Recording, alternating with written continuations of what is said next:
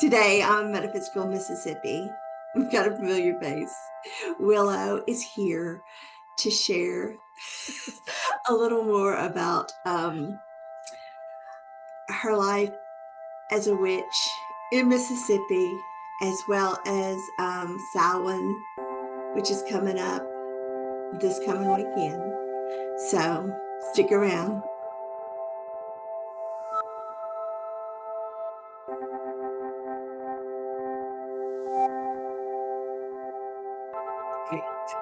Willow! Glad to see you It's so good to be here. So good to be here. Thank you so much for asking me to come on. again. Yes, yes. This time of year, I've said it a lot, the thinning of the veil, the time when things are being put to rest, time to go in and be a little more reclusive and draw inward.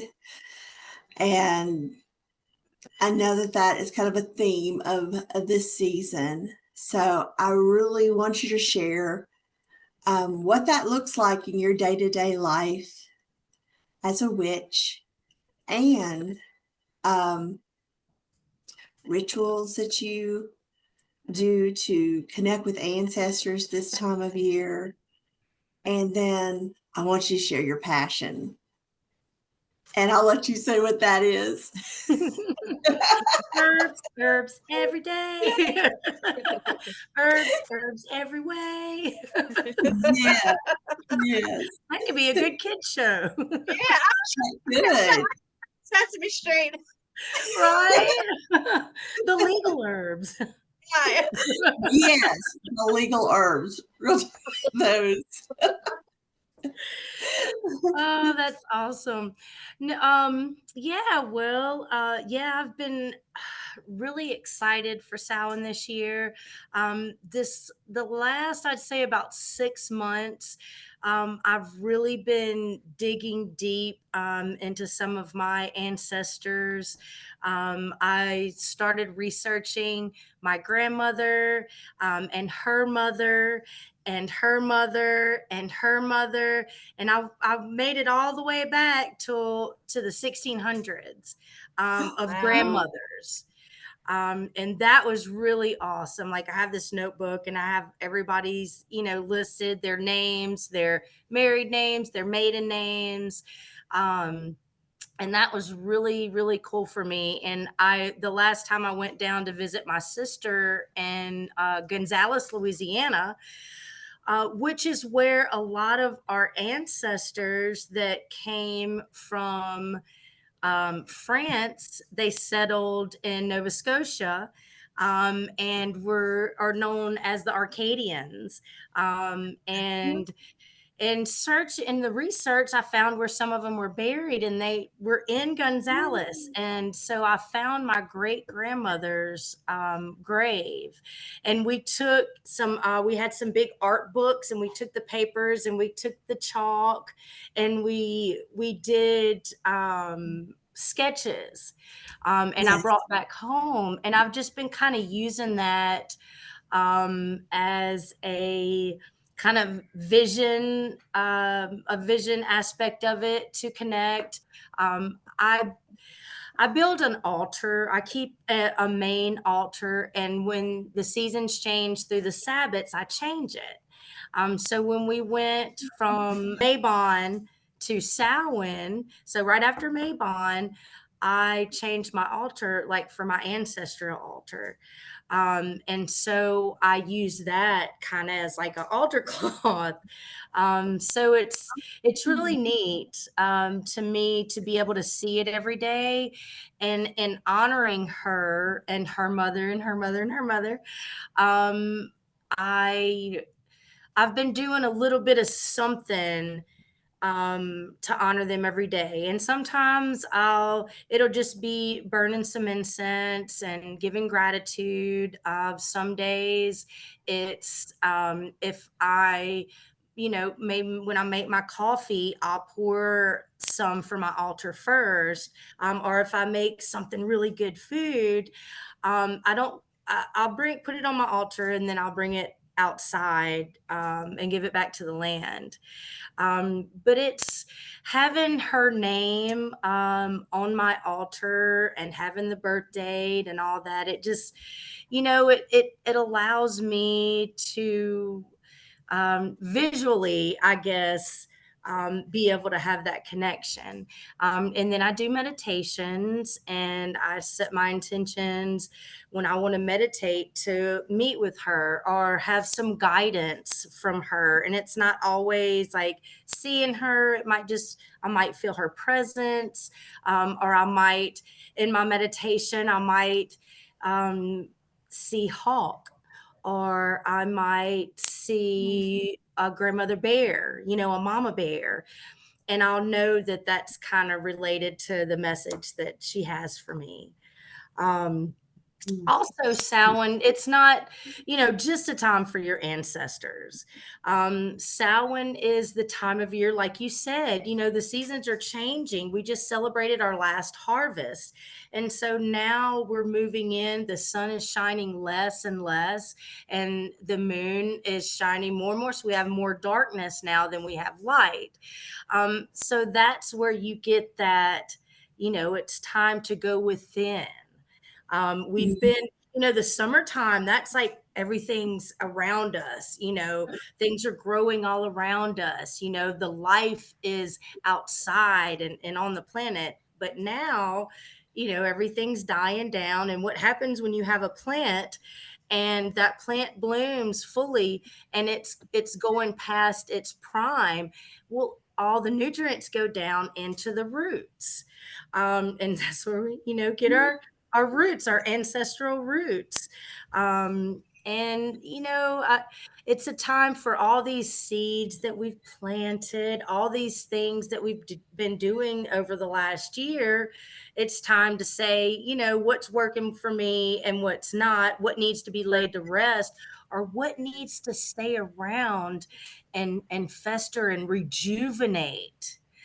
So it's not just a time of laying things to rest, it's a time of rejuvenation, because just like the planet has been so freaking busy and all these things going on, well, so have we. We've been running and going, and, we've been harvesting our plants, we've been making pickles, we've been, I've been doing everything under the sun with holy basil this year because of the drought. I don't like to harvest when there's not enough for the animals and the insects and everything. So I haven't really Yeah. done a lot of harvesting this year unless there's an abundance. And there's always an abundance of holy basil. So Does, does, holy basil does oxymels are the thing. holy basil, it tolerates drought better? It really does. And holy basil will come up every year. And even if it doesn't come up in the same spot where you planted it, wherever one of those little seeds might have blew to, it's going to come up. So I have it come up in a lot of different spaces in my garden. And if I don't keep it under control, it will drown out everything else. Like I had to really prune it really good around my peppers and around my oregano, because it will just cover everything and not let the light and nutrients get to the other plants. Oh. So yeah, but it's a very beneficial plant. I just recently realized, and maybe it's the same plant family, that holy basil, we weren't talking about our kitchen basil. You know that I mean, It's not is it sweet basil. right? Is it in the same family? But it's but go ahead. Yeah, they are. They're all in the mint family. You can tell by the stems are usually squared. Any plant that has that squared stem is going to be in the mint family. But yeah, they do favor, but they have different properties to them. They even have different fragrance to them. So when you're because even when cooking, it's going to bring a different flavor than your sweet basil is. And in your magic, it's going to bring a different aspect to that as well. And in your medicine. So the holy basil, the Tulsi is in my opinion, and from how I've worked with it, it does have the most like medicinal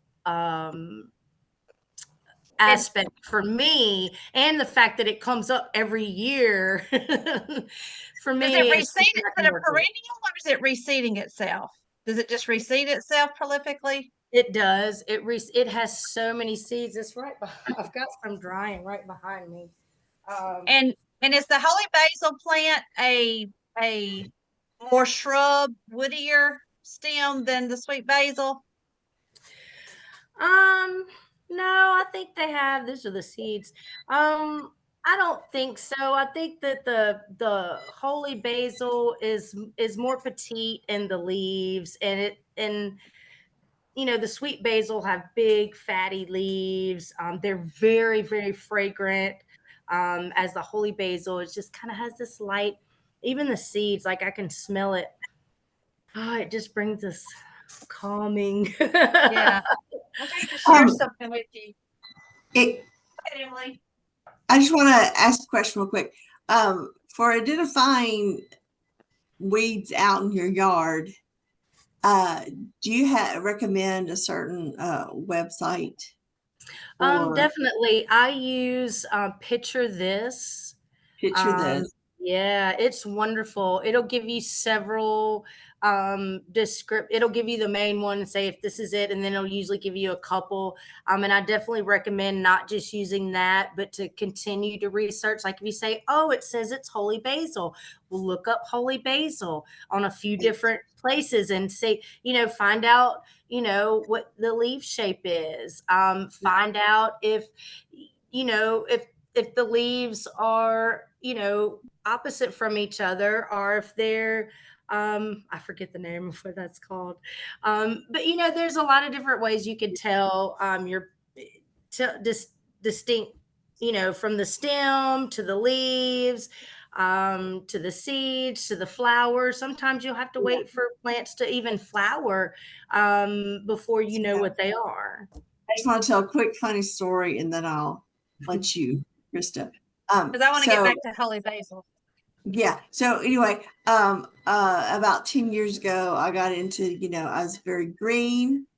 I started growing like herbs out in the garden, and I'd make a homemade ranch dressing, with it.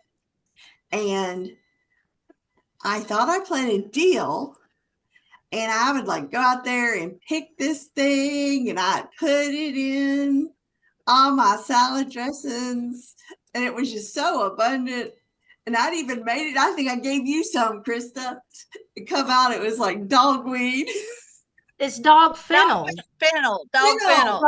Yeah, yeah. It was like just growing naturally, and I was like, oh. And you can use that. But nobody got sick. But it was No, just I like, use mine. I use mine grows wild in my yard too. And I use it as well because I was like, ooh, fennel. And it was dog fennel, like you said, when I finally decided to research it. But I'd been eating it for years before I decided to research. I just thought, oh, well, I've planted fennel out here. So yeah, it's just growing. But then it didn't, it just kept growing, and it was just one strand. And fennel it comes out of a big bulb and it has so I'm glad yeah. to know it was fennel, You just because I just learn. I googled a thing and said dogweed. I'm like, oh my gosh. There are plants that can be poisonous. There are plants that you definitely need to make sure you know what you're doing. A lot of times those plants you have to eat a lot in order for it to become really toxic in your body. But some people have different types of ailments. So if you're eating something that's really strong on the liver and you eat a handful of something, it could make you really sick. So it does pay to know what you're doing, unless you're going to be sitting out with your yardlings, not weeds, yardlings. If you're going to be sitting out with your plants, if you sit and you spend time, with them. And if if you're not going to be doing that, either way, you do need to get a good identification. Foraging classes are the best. Books with pictures in them. National Geographic has, so I wish I would have grabbed some of my books. I'm clearing up the house for the brouhaha this weekend. So everything's like in my room, like stacks of books on the floor. But yeah, there are books that will have pictures, so you can identify. Yeah. I wish I had the book I'm thinking about's not here at home, but about 20 years ago, I bought a book. It was called Native Plants of Mississippi. Oh, And yeah. it is I'll have to show it to you sometime. Great color photos. And but I do have a book I want to show you. And then I want to go back to Holy Basil in just a second. But We just jump all over the place. showing my big book. But anyway, Bookshelf. I used to really be into herbs and gardening, and I'm on sabbatical from that right now. But I had this book that was my mother's, Yeah. the Oh, wow. Rodale herb book. This was copyright. I think this is 1970. Where's the copyright? 74. Oh, It's falling wow. apart. It's just, I've got page marks all over the place. But this thing, I used to just sit in my recliner and just read it. Just read it. But I used it a lot. But I'll have to show you this book too. Yeah, It's really cool. definitely. I would love to But see it. so I'd heard of holy basil, but I just assumed it was just, which I know it's in the same family, but I just thought it was just basil, but like purple basil. Like it was just like basil. Yeah, there's many different But varieties.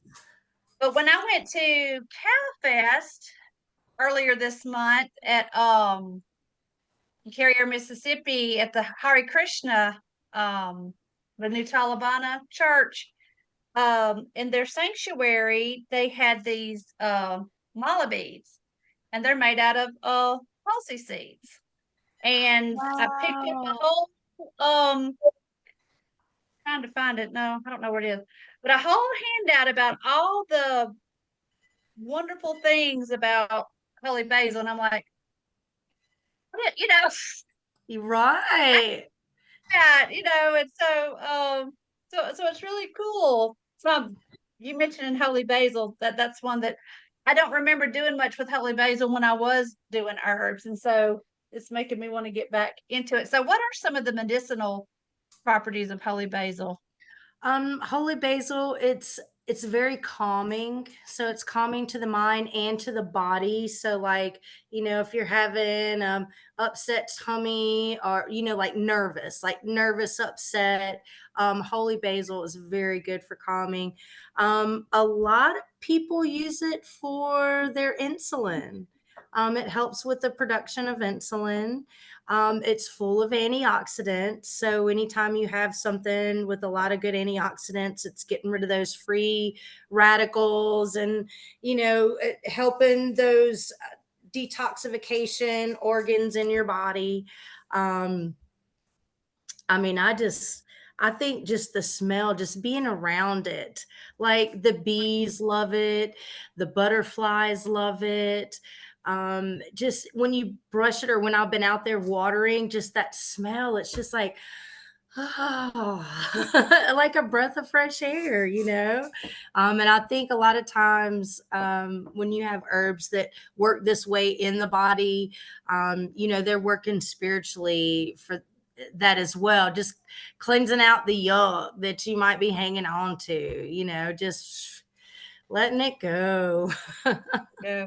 This little handout, I don't know if this was who quoted this. It's in quotes. But it says, of all flowers, Tulsi is the best. She is worshipful and beautiful, and burns up the fuel of sins like a flame of fire. Of all the goddesses, she is the most sacred because no one can compare to her. She is called Tulsi. I don't know if I'm saying that right. That's beautiful. Yeah, Tulsi. Yeah. I worship this goddess who is entreated by all. She is placed in the heads of all, desired by all, and makes the universe holy. She bestows liberation from this world and devotion to Lord Hari. I worship her. Okay, so this was a meditation that they were offering that you could do with your prayer Your beads. beads. And that But seems like I've read that. I've read that before. uh-huh. It's definitely a an herb for the goddess, like especially, if you're giving gifts or, honoring her, like this would make a good gift. And that's so cool. Like I'm gonna have to do that. I've never like worked with this, and there's a ton. Like I take them and I'll take the little seeds and I'll take them off like that and I'll just throw them everywhere. But man, I'm gonna have to try and do that. I'm gonna make some beads from y'all. I have a ton of Ooh. it. I mean, I really have it hanging all over the house right now, but it smells so good. When you walk in, it's just like, mm. Is it now? It's not native to the U.S., is it? Do you know if it's a I'm native not or? sure about. I'm not sure about that. I don't think so. I I don't don't. think it I is don't think either. it is. But as It becomes invasive, naturalized. yeah, Yeah, it can become an invasive plant, especially if you're planting it in your garden or near your plants. So I definitely recommend planting it by yourself, or when it comes up every year, it comes up in abundance. So I just have to weed it out, just like when you yeah, plant too much corn, you just kind of pick in between, and you only need like one or two plants, and I mean it'll just cover a really big space. It grows really fast, and I've harvested from when it first started in the middle of the summer when because it'll come up the middle of summer or late summer, because it's still very prominent right now, and it's like along with the goldenrod, like we have goldenrod, we have asters out there, we have um, Jerusalem artichokes. So yes. there's some flowers that are still out there hanging on right now, and that's what the bees and all of our pollinators are out there have right now. So I always tell people, let your plants grow, let them continue to grow, let the flower completely go out, because those animals, the birds and the bees and all the insects depend on those flowers. And I've really been a stickler telling people to water their yards this year because it ain't rained in like 3 months here. And it's so dry and there's like hardly any mosquitoes and bugs. And we need those bugs. We Yeah, need them yeah, to stay around. A lot of them are beneficial. They pollinate our plants, they make the compost, the right. birds spread the seeds around. So if it ain't rained and your yard's dry and looks like it's had a forest fire in it, go out there and water for a little while. Just water. Leave some for the animals. when when you were talking about your ancestors and how you etch their, or whatever that's called, trace over, um, and you bring them into the altar, I was feeling that, well, I do that, but not in that way. But just as you, Krista, brought in mom's herb book, I feel you're bringing her in.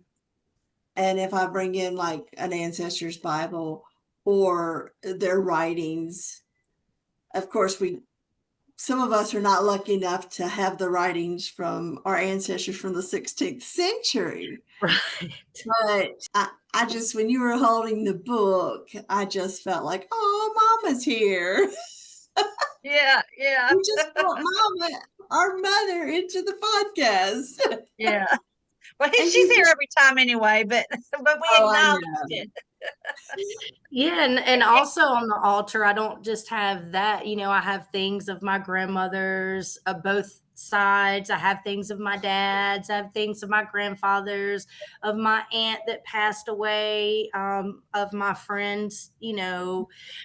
that have passed. So, it's not just honoring, our ancestors. I think it's honoring those that have come before us, whether they're blood ancestors, or just in our circle, or even people we've never met, that we might have learned, things from, writers, actors, songwriters. You don't have to know someone to honor them and be grateful that they have paved those roads before you that you're walking down, literally. you know Yes. so and it doesn't have to be in one time, certain time of year. I always have an ancestral altar, and it's set up in the living room, and it's always there. And every time I walk by it, I might say a little prayer, or when I cook something, like tonight, I didn't even think about it. I made vegetable soup tonight, and that was one of my mama's favorite things that she made all the time. And I love that. So that might be something that I leave as, an offering for her tonight. And then I'll say before I go to bed, Mama, if you have any messages or you want to come visit me, please, I'm open for that, and she may Mhm. not come as herself. She may you send a mama bear. Right. um, Yeah. yeah. I love that. I love Mhm. that. And while we're on this topic, so, one thing that I've also been planning, so I'm making it a point to like do something every day to honor my ancestors during this time of Samhain. And so I usually have an annual, brouhaha. And what that is we all get together. Whoever wants to come, I invite my friends to my home, and we make fire cider. And fire cider is a medicine, and it has been passed down, for many, many years. I mean, somebody had to spoil some apples, right? And somebody had to taste it and say, hey, this isn't bad. Oh, and I think I feel better because I drank those, bad apples. And then Yeah. somebody had to say, well, they're back in the day, you didn't have refrigerators and you had to come up with different ways of preserving things. So somebody put some garlic and some onions and, some oregano and some thyme in there, and it preserved them. And not only did it preserve them, but it extracted the medicinal properties from it. And so fire cider has been passed down for many generations. And it is a good medicine, and that it's good for colds, it's good for flu, it's good for building your immune system. Apple cider vinegar naturally pH balances your body. And as we all know, disease cannot live in a pH balanced body. So when we do things to help, build our immune system, which is taking care of our blood, making sure our blood's clean, taking care of our liver and our kidneys and our colon, making sure all those, are functioning properly as pumps to get the crap out of our body, and then our lymphatic system too. So, this works on all that. And the more you put in it, so, over the years, each generation kind of incorporates their own into it. And I've had people bring mushrooms, people bring citrus, people bring, rose hips because they're full of vitamin C. Um, Anything that could be a good building the immune system. Some people put echinacea in there. There's no limit to what you can put in there because you can use apple cider vinegar to extract medicinal properties from herbs and plants. So this is something that I do, and not only do we get together, and just getting together is medicine. I don't want to say just the apple cider vinegar and the ingredients that we put in there. It's not just that. It's us coming together as a community and putting Mhm. our love and our compassion and our healing that comes from our heart, for the love that we have of each other and the love of the earth. And so we're working with the earth, we're working with the plants, we are working with the cycles, and we are working with each other to create medicine, because medicine is not always just physical, and when I get together with my friends and we're doing these things together to help each other, like, that's the best medicine in the world, man. Like, that makes me so happy. And we're teaching each other what we know, like, hey, my grandmother used to do this, or we used to do that, and then we'll each bring like a food. And it doesn't this year we're just kind of doing snacks and stuff. But a lot of times people will bring stuff that, their families made, or something that means something to them. And this year we're incorporating even more into that, because since I've been with the temple, and I've been learning, rituals and ceremonies in the last few years, I love it. I love doing it. It just really it flows through me to do those things. And this year we're going to do some chanting, and I wanted to have a fire to dance and chant around, but because of the drought, we're not. So, but I'm just going to have a bunch of candles and stuff, and we're going to craft our fire cider, and we're going to take our fire cider and we're going to put it out in circle, and we're going to chant, and we are going to draw up the energies and put our energies into that. I mean, we're already doing it when we're making it, but I think the more that you put into something, the more you're going to get out of it. So not only are you getting that medicine, but you're getting mamas and mamas and grandmas and daddies and papas, all their energies is in that too. And that's more healing than the medicine, than the physical medicine. Mhm. I love it. I love it. But that's how especially at this time of the year, that's something that I can do for myself and my community, and to honor my ancestors by keeping their traditions going. I love that.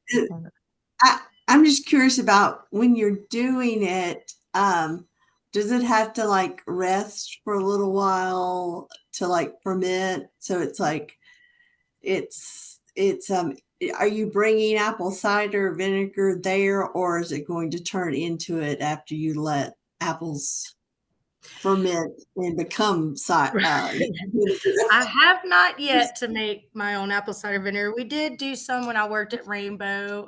We were making some. You find these little containers around the store, you'd have the film over them, and the little fruit flies just everywhere. And then we learned, hey, we can catch fruit flies by putting a little apple cider vinegar in the bottom, and we put a cup with a hole in it. They would get trapped. But anyway, that's a different story. But yeah, I do not make my own apple cider vinegar, but we take the apple cider vinegar, and I do use a lot of the herbs that'll come out, like the thyme and the oregano, garlic, onions, ginger, turmeric, and the cayenne peppers. All those things I do grow. So I really enjoy being able to put the things that come straight from the earth. And I like to use fresh ingredients, but you don't have to. And you can get it from your grocery store. You can order it from a herb shop. I feel like as long as we're making this medicine, it's a less antibiotic or a less pill that you have to go buy.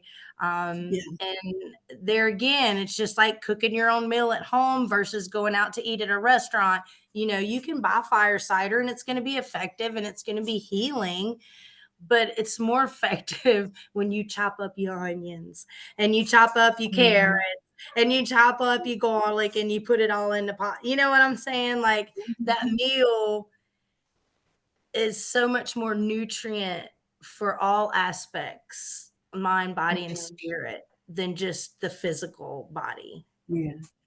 All right. So once you make the fire cider, does it have to sit for 2 or 3 weeks to? Yeah, it after a couple of weeks, it's pretty good, but I say after about 4 to 6 weeks, it's gonna be really potent. I've had some sitting up for a year that I've still used before, but, that apple cider starts breaking things down. So at least after a month or 2, you need to strain it, and then you can just use it like that. You wanna make sure your apple cider vinegar has the mother in it. That means that, you want to make sure it's raw, organic apple cider vinegar. And And sometimes the Heinz apples, the traditional Heinz apple cider vinegar is not what we're no, talking Not, about. no, it not I as mean, doesn't they have should the be mother. making one now, because it's, but I've got some that I the picked up brags today. or, Um, yeah, like I usually do use the Bragg's. There's been a lot of talk about Bragg's apple cider vinegar and who the owners are and all that lately. yeah. I keep stocked up on it, so I have a whole bunch. Today I did invest in, never heard of this before, Nana Pia's organic apple cider vinegar. So when I read the ingredients on it, it says certified raw, organic, and unfiltered apple cider vinegar. When you read the Bragg's, it says organic apple cider vinegar and water.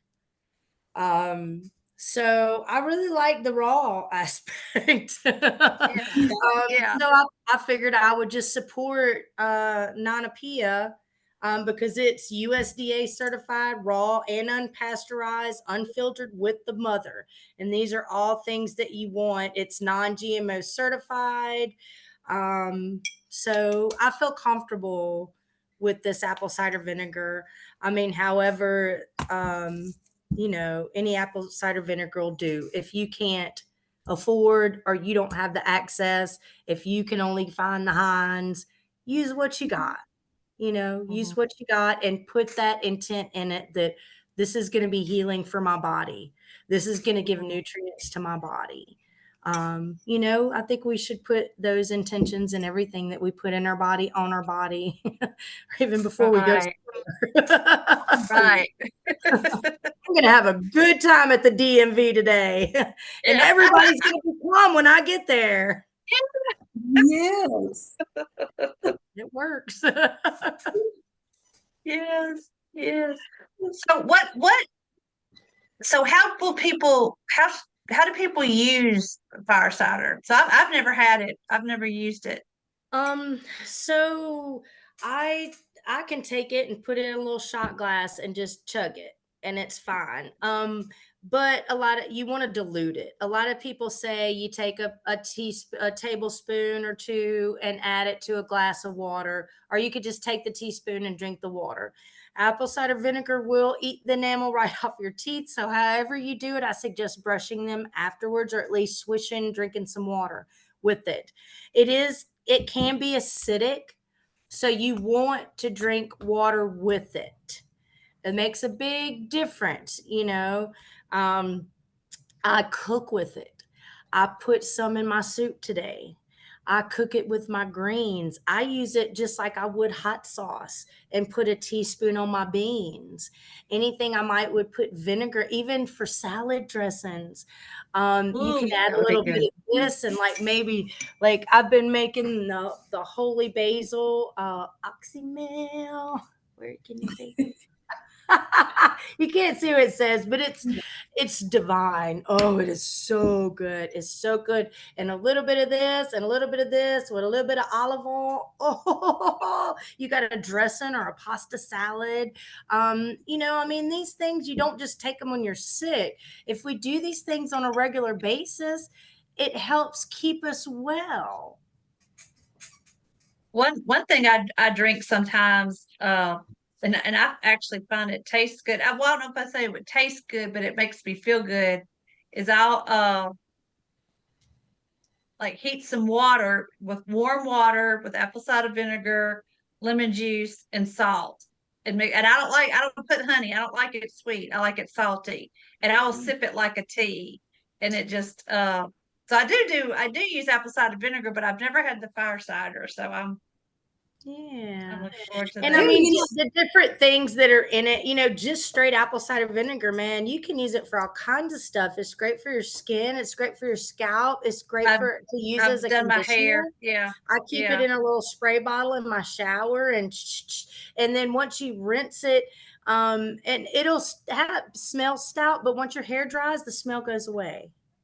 Mhm. So yeah, and you can use it. Add a little bit of Redmond clay to some apple cider vinegar, and it makes a really good facial on your face. Ooh. Yeah, like there's all Yeah. kinds of stuff you can do with just extra apple cider vinegar. And that drink you're talking about, a lot of people do. You can do cayenne with the apple cider vinegar and the lemon, and man, I mean that's great for your digestive system with the citrus.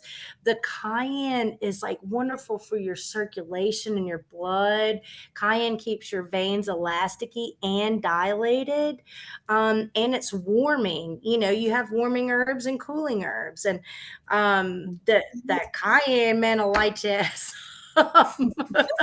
But it's so good for you. Like I heard of a man got rid of his cataracts. Correct. Like he was getting cataracts and he oh, put some cayenne in his eye and it fixed it. The man told me the He put story. it, Met him in person. He put put it in his cayenne eye. in a drop of like I guess cayenne mixed with some water, and he put that in his eye, and it hurt so bad he didn't do the other eye. And that next year he had to have cataract surgery on the eye. He did not put the cayenne in. Him and his wife told me. His wife made him tell me the story. Oh wow. Wow. Yeah. A little pain goes a long way. you're not medical professionals on here. Oh yeah, I'm not a medical professional. All this stuff I've learned throughout the years working with herbs, or I've learned from my grandparents. They always had a farm. But yeah, I worked at Rainbow Natural Grocery for many years and worked in the herb department. And I've taken foraging classes. I go to the Mid South Women Herbal Conferences. I've taken classes from Phyllis D. Light, from Susan Weed, not to mention with the Temple of Witchcraft. All the books are very informative about different herbs and their medicinal properties, and even the ones to stay away from. So I definitely suggest anyone that's using a new herb or a plant or even a food, research it, see how it reacts with your body, pay attention when you eat it. How does it affect you that day? How does it affect you when you go to the bathroom? It's very important we start learning, how food affects our bodies. Well, I think most of us, well, Christy, you and I live out in the rural area and have property, but even in Right. town, most people, you just walk outside your front door or your back door and you have a medicine cabinet there. Yeah. It's just, and um I mean, I know I've used pine, I've used cedar, I've used I was making a list a minute ago, rosemary, I've used lemon balm, I've used crepe myrtle trees. I mean, most of our trees and shrubs, sweet olive, I've made teas out of that. Just but it is very important. You've got to research and make sure that number one, what its medicinal purposes are, and if it's safe, and number two, make sure what you think you're picking is actually the thing you're picking, right, and how to pick it, how and how. to harvest properly. That's a big thing too, because we're seeing now, with sage, golden seals, even slippery elm, party arco, some of these herbs, people are Over. harvesting incorrectly, so the plant or the tree is not being preserved. When you go to harvest bark from a tree, it's very important that you do a small proportion. You take the outer piece off, you get that inner piece, and there's ways of leaving the tree to where it will heal. And when you go out and you just start cutting out pieces of trees, the tree can get sick, the tree can get diseased. The plants, if you pull up the entire root of certain plants, it was not going to come back. Like my turmeric, if I went out and harvested all of my turmeric every year, I would have to buy more. Well, instead, I'll only harvest like maybe a third of what I grow. And even if I take pulling up one plant, I'll leave one little piece of that plant in the dirt. A lot of these plants, we're only using like the enzymes, and they just kind of that just means that the roots just kind of go, they don't really go deep down. They just kind of right underneath the soil. So they're very sensitive. And we have to learn how to grow these plants. We have to learn how to protect them as they grow, let them grow to their fullest potential before we start harvesting, or learn how to harvest. Like when I do cut my holy basil or stinging nettle, there's certain points. If you cut it, where the leaves points are coming out, then it'll sprout up 2 more. So you actually will have more. So there's ways of helping your plants grow more, just like when you prune your tomato plants and you take all the sucker leaves off, the plant's going to be better and healthier. So I think the thing is to create a relationship. When we start, we create relationships with one another and get to know each other before we use each other. But you know what I'm saying? Like, developing a relationship with the Why plant. them? But developing, I think it's so important to develop a relationship with the plants. Watch them in their cycle for a year. Spend time with the tree that you're wanting to work with for medicine. Spend time, go sit with cedar. Go sit underneath her and meditate, and she'll tell you her medicine. Oh, And I don't know if it was you or so Rosemary Gladstars who popped up when I thought about this. So I don't remember, but I don't know if she's the one who said it or you, or probably everybody has said it, that it instead of feeling like you've got to go learn everything that's in this book, know every tincture, every concoction, every tea, just focus on one plant for a year. Yeah. Watch it from seed to harvest till it dies, or it goes foul, and just watch what it does, and use that plant when you start using it in all the different ways you can use it. And so I know with me, I kind of got overwhelmed and then just kind of quit doing it. But there were a few that I did use a lot. I would make tea, and it's pretty astringent, but I would make tea from pine and cedar. Yeah. And it was astringent, but it was powerful. Yeah, Powerful. definitely. Packed full of good nutrients. Yeah, I think I learned that from one of Susan Weed's books about taking a year with each plant. And it wasn't, I was at Rainbow for like years and years and years in that herb department, and just saw herbs in bags and jars. And it wasn't until they closed and I went out in my yard and I was growing herbs, and I knew some, like dandelion and Yeah. lyre leaf sage, certain things like that. But when COVID happened and when Rainbow closed, I was at home. So before COVID, I was already reclusing at home. Yeah. But I would walk around the yard and I'd be like, what is that? What is this? And then I would go to a foraging class, and then I would learn even more. And then somebody would be like, well, do you know what spiderwort is? And I'm like, no, what's spiderwort? And then I would look it up and I'd be like, that's in my backyard. And I can cook that like asparagus. You know how hard it is to grow asparagus? You know how easy it is grow spiderwort, because it grows in all the ditches around here, and it has beautiful purple flowers that are edible as well. I Or is didn't that know the red? that. It's no, I'm thinking of spider lily, I guess. Is that the red flower? That's spider lily. Spider lily. You have Okay. those in your yard? I used to, but I don't now. Yeah, they've kind of. They're growing in my son's yard, but not. I didn't see a lot this year, not because of the drought. But Joshua had a few growing in his yard. Is the only reason I knew that. Oh yeah, it's that time, ain't it? Yeah, yeah. No, I haven't seen any of mine. Granny had a few out of her house, out of Oh, her property. I went last week, the weekend before, I think. a couple weeks ago, you said, yeah, We had some. Yeah. right on.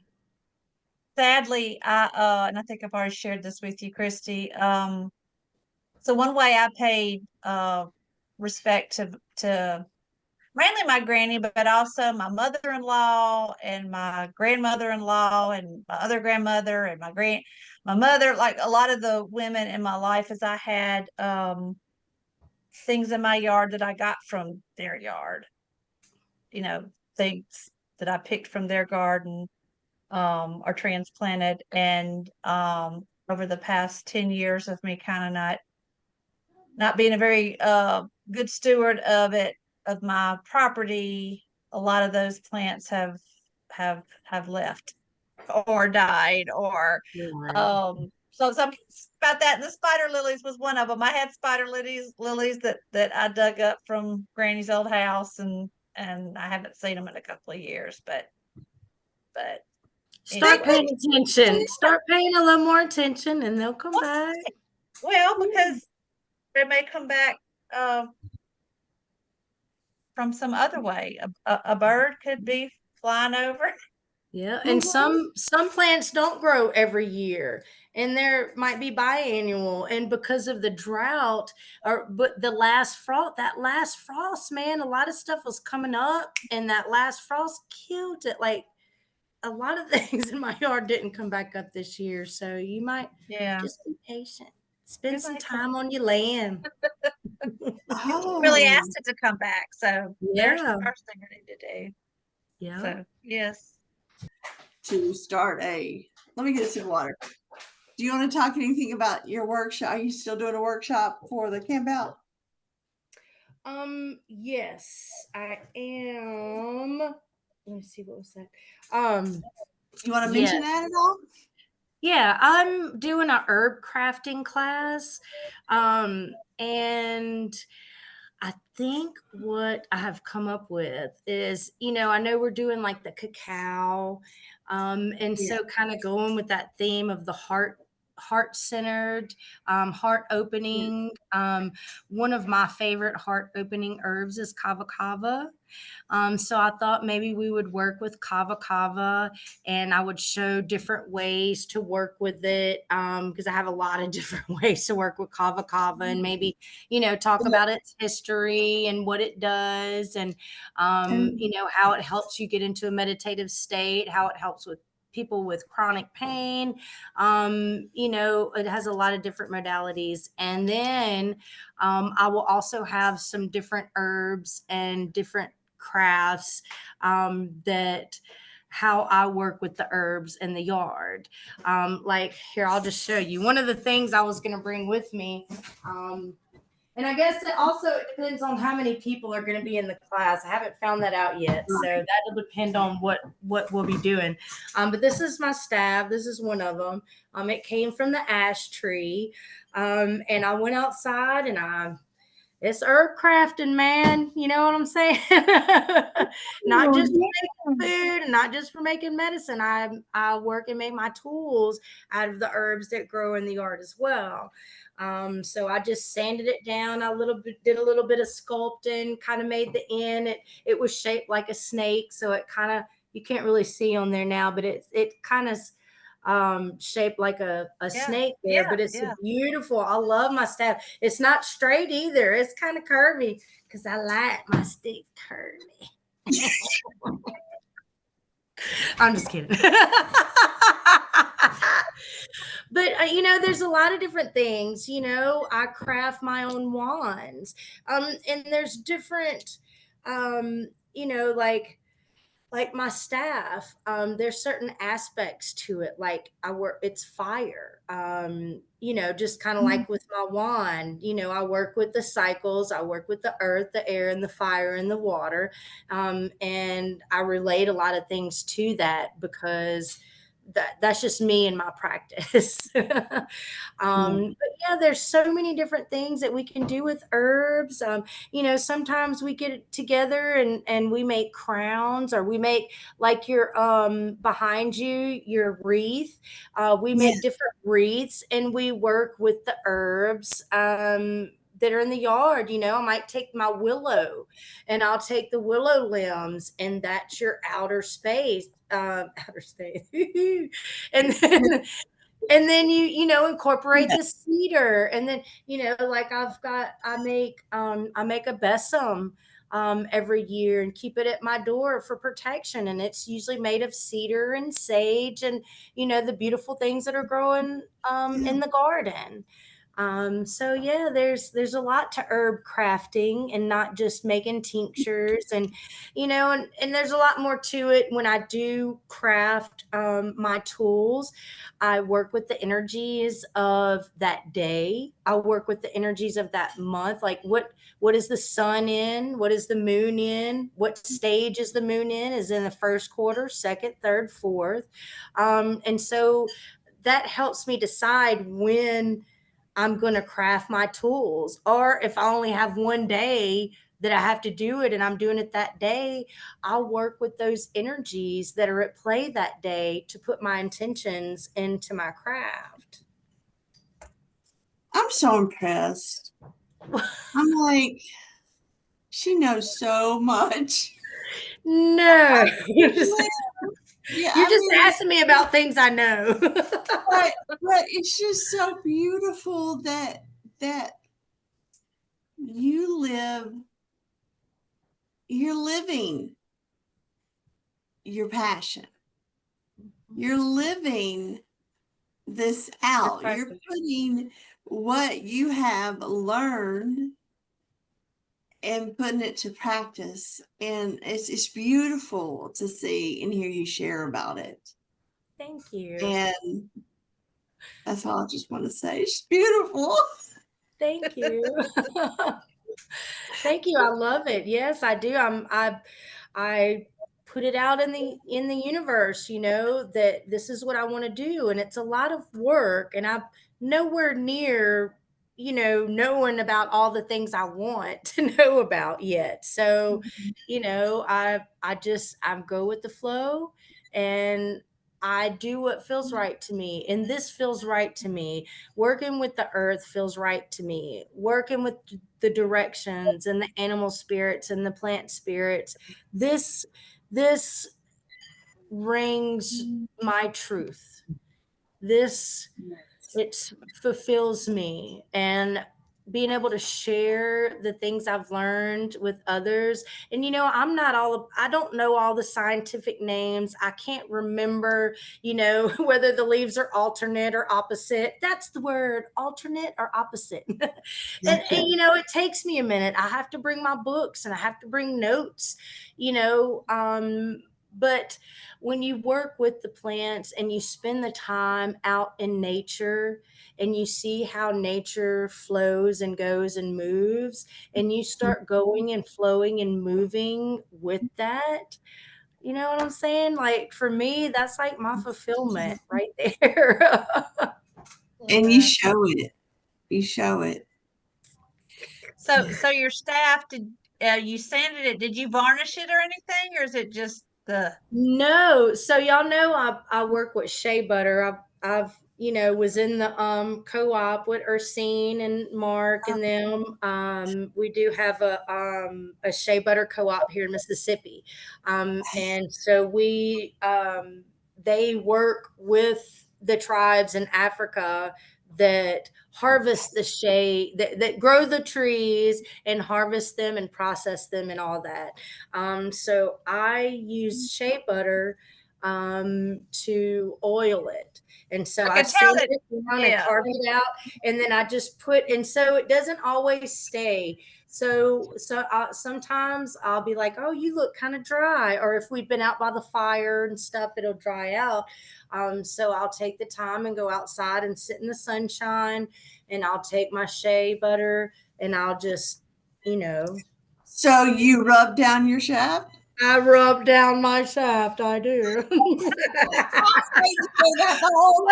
man. So I you was rub trying it not down. to do that.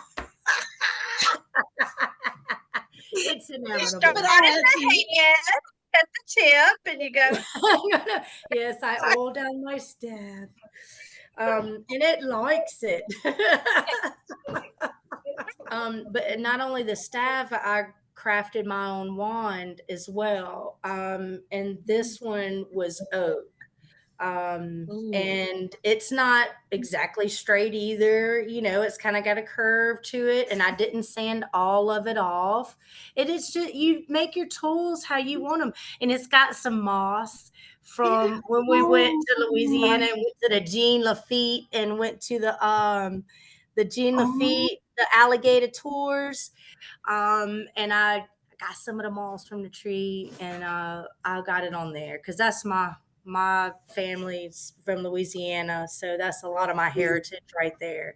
And Yeah. that resonates with me. So, you know, not everybody's staff and everybody's wands are going to look the same. But these are my representations of fire.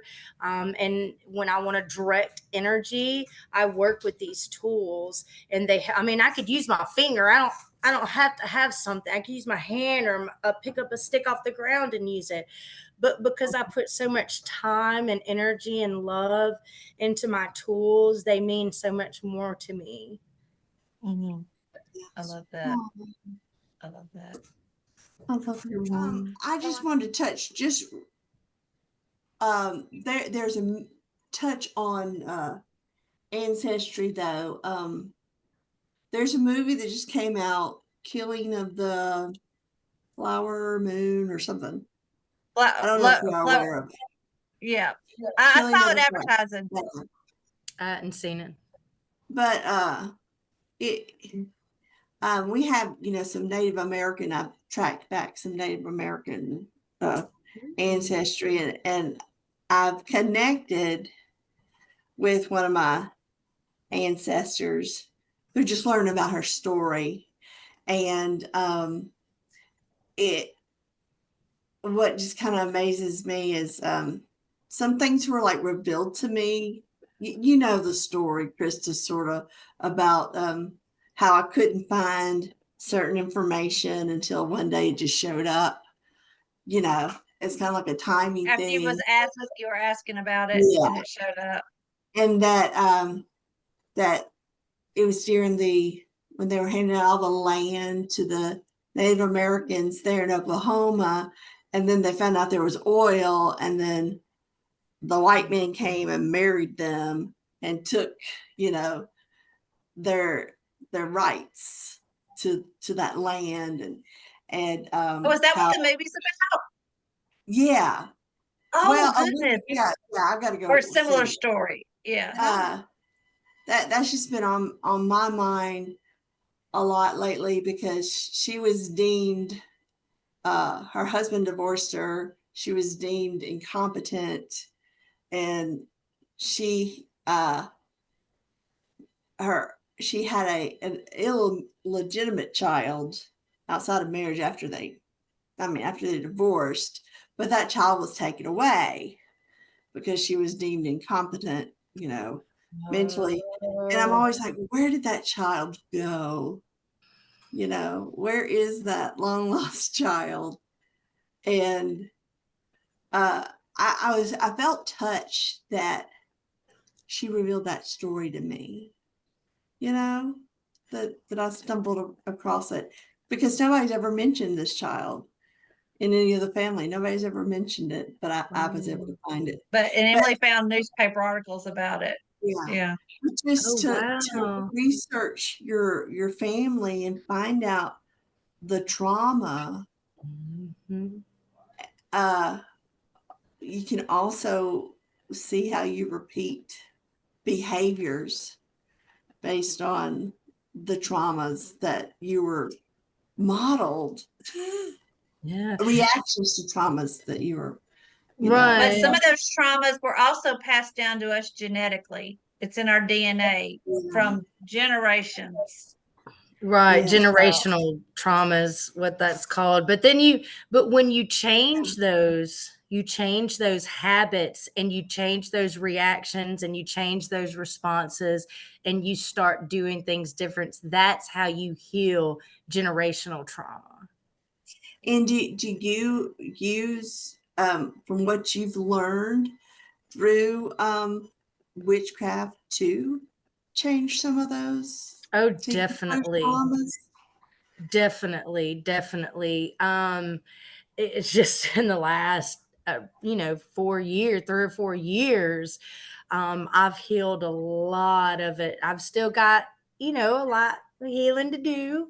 Mm. But I feel like as I change my mind, as I change my perception, as I change the way I live and work through life, that's healing I'm changing. I'm not continuing those things that cause trauma. I Yeah. am working through the trauma and overcoming it and coming out on the other side because I'm doing things differently. And I see this on a daily basis. I see this with my children. I see this, I'm doing things different on purpose, intentionally, to not have my children and their children go through the stresses and the trauma that I've been through. Not to say they're not going to have their own trials and tribulations, but they'll be able to handle them in a way that is beneficial and not detrimental. Is that the right word? Yeah, yeah. detrimental, yeah. Yeah. And so I think that's another way that plant medicine can come into our lives because they can really work as allies to help us heal, not just like you said earlier, not just the physical ailments, but those emotional. St. John's wort was something that, and I wasn't even doing it in the raw plant state. I was taking St. John's wort supplements, but it helped me 15 years ago. Um, with a lot of anxiety and I was slipping into depression, fibromyalgia, all those things, and it was a wonderful ally for me for a while. Yeah, Yeah. definitely. I think anytime that we're taking something that the earth provides for us, these plants are there for us. Like we are one with this planet. It needs us to We live, and we need evolved with it to live. we evolved with it. We evolved Yes. with them, and that is so cool. Yeah, What next? I feel like our society has, um, the way our society is, it takes us away from earthly things. It takes us away from us walking barefoot on the earth because they want to. The thicker the soul, the better these days. Everybody stay inside. No, go Yeah. outside. Everything from the sun and the air and the sound of the bees is healing. Mhm. And I just really feel like we need to come back to the earth. Not that we're not on, we're here, and I say that a lot. And I don't think I ever explain myself for people that might not understand that.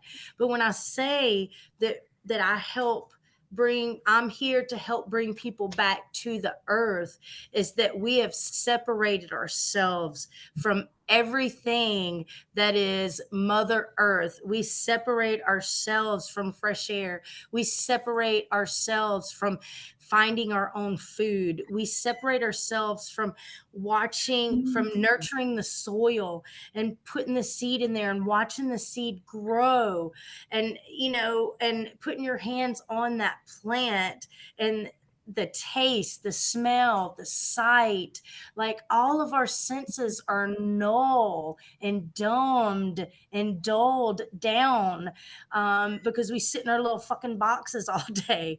So I really feel like the more we get out and the more we put these earthly things and into our bodies, onto our bodies, incorporating more time outside, more time with our hands in the earth, more time, going out and seeing different places around the world. I mean, all these things. Um, that's what we're supposed to be doing. It's like we take all these ways of that we were created, or all these ways that we are to work with the planet, and we're like, no, we're going to do something different. It's just like So your car. It's like taking your car and saying, I'm just gonna put some vegetable oil in here, or I'm just gonna put some apple cider vinegar instead of gas. I'm not gonna use a it's filter. I'm just still gonna run. use this t-shirt, and it might run, but you might be pushing it. Right, right. Right. I remember hearing a while back, somebody said, we're always talking about get back to nature, go, we forget we are nature. Like, so like we are nature. We're a part of nature. And so something's missing if we're not communing with that thing of which we are a part of. Yeah. We are And, nature. and speaking of communing, in a couple of weeks, we've got a down to earth camp out. Down to earth camp out. Adult camp out. Yes, and it's November 10th through 12th. It starts at 5 on the 10th, which is a Friday night, and ends at 11 a.m. on a Sunday morning, which is November Yes. 12th. And the deadline to register is Halloween. So 31st. we'll have a link on our website on our events calendar and in the notes with this podcast where people can go and register. And that's where you'll be offering your workshop. Yes. That's an optional workshop on top of just once they select their accommodations online to register, then they'll have a chance to select your workshop. And I have a workshop there as well. Yay. Yeah, and there's a bunch of other workshop. Like I think Kelly's going to be there doing Reiki and readings, and what else is going on?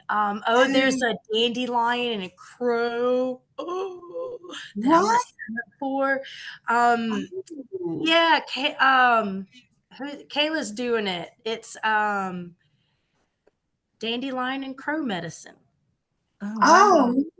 Oh, And I think Gina is doing Sherry's a teaching up. master Reiki. Gina and Krista are doing master Reiki.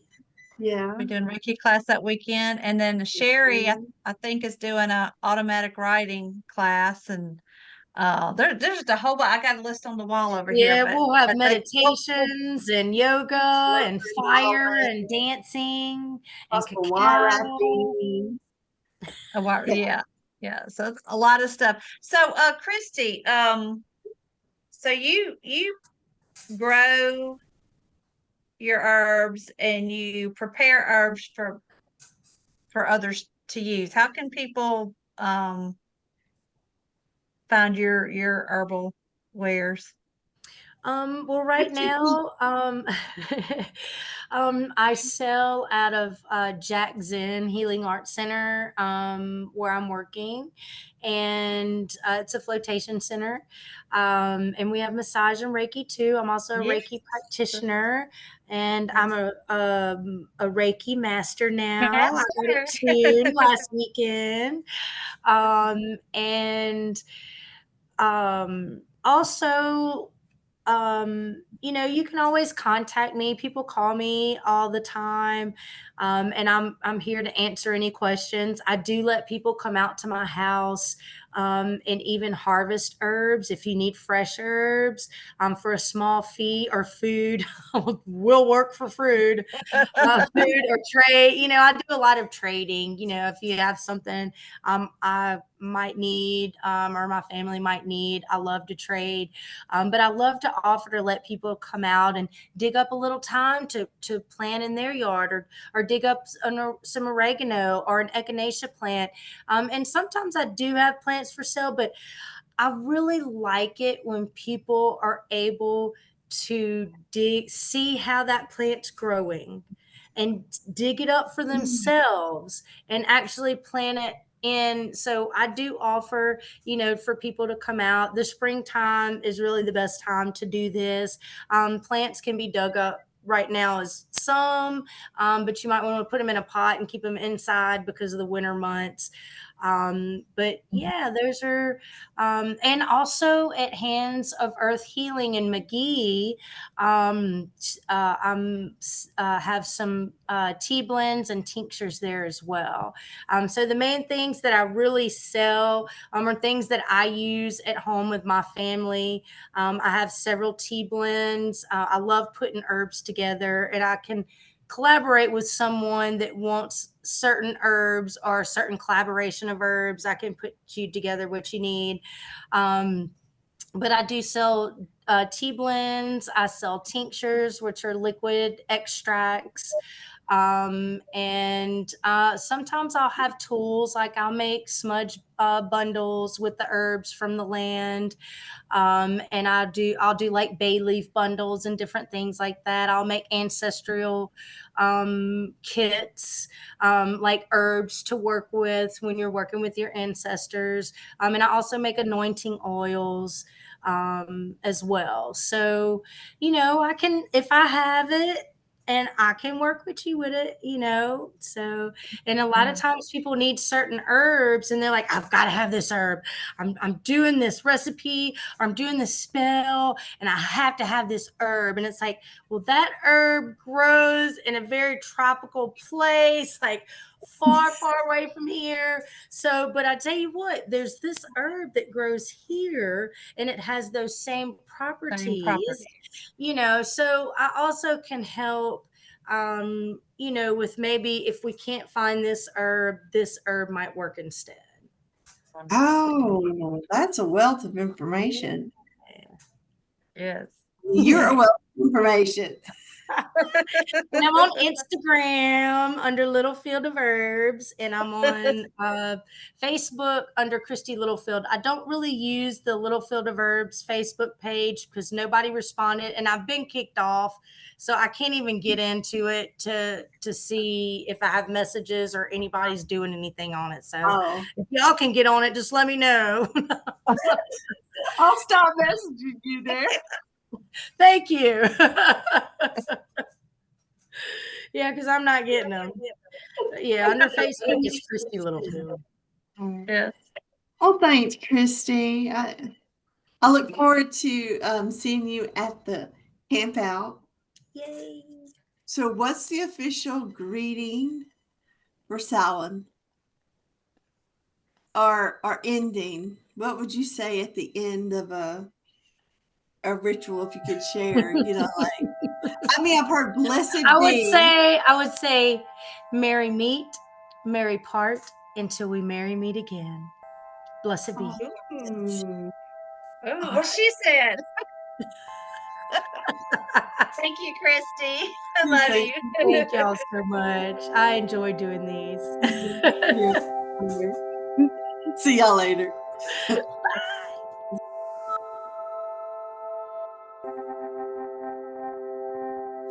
The views expressed by guests are their own, and their appearance on the program does not imply an endorsement of them or any entity they represent.